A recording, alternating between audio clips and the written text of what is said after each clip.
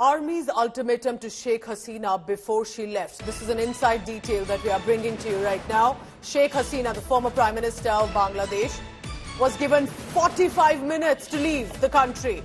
This was a word by the Bangladesh Army, which eventually took over as an interim government. This is huge, remember.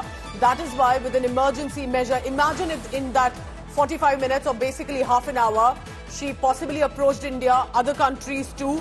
India offered help because India is the immediate neighbor and has been an ally to Bangladesh. According to sources, before leaving the country, Sheikh Hasina wanted to give a message to the nation, address the nation. Remember, there was a speculation that Bangladesh Prime Minister yesterday afternoon could actually give out an address to the country, but that never happened.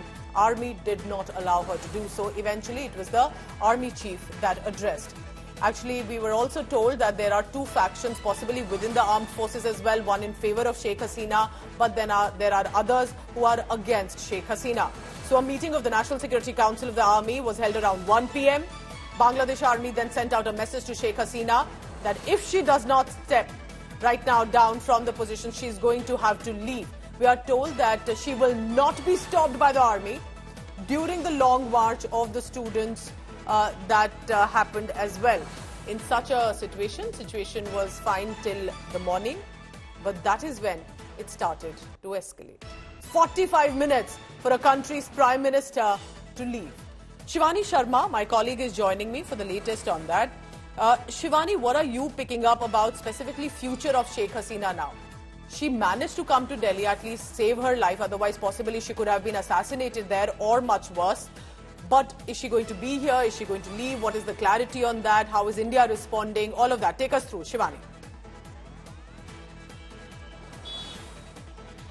Pooja, the developments that took place yesterday in Bangladesh were quite significant because she was not planning to leave the country till 1 p.m. That's what we are being told. But the army gave an ultimatum to her. There was a meeting that was held, and there are factions within the army, Pooja. That's how Sheikh Hasina was allowed by one of these factions, and the Air Force of Bangladesh helped her escape from the country. Remember, it was a Mi-17 helicopter of Bangladesh Air Force that had helped her to come to Indian border, where again she was ferried in a Bangladeshi aircraft, the C-130J, from where she had landed to India. And she remains to be in Ghaziabad Hindan Air Base, where we are reporting from right now. But yes, she was not safe in her own country. The things escalated yesterday after morning, and she was given a little time to escape, because if she would have stayed there, she was told that she will be assassinated. She was not safe in her own country. There were intruders, the people, the protesters. They entered her residence. We saw those dramatic visuals, Pooja. We continue to see them. The violence that's still happening in Bangladesh and continues to escalate each day, even after Hasina has left the country. It hasn't stopped. But when we talk about Sheikh Hasina and her future plans, what we know is that she wants to seek asylum in UK.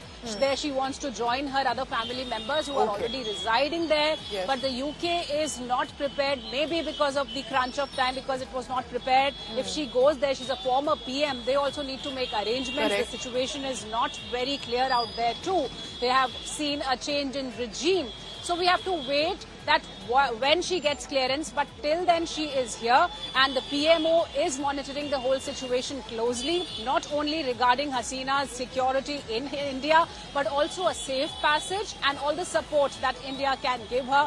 As we know, the relationship between India and Bangladesh has been great, and the bond between... Why she reached out and at least to save her life, she was allowed to leave.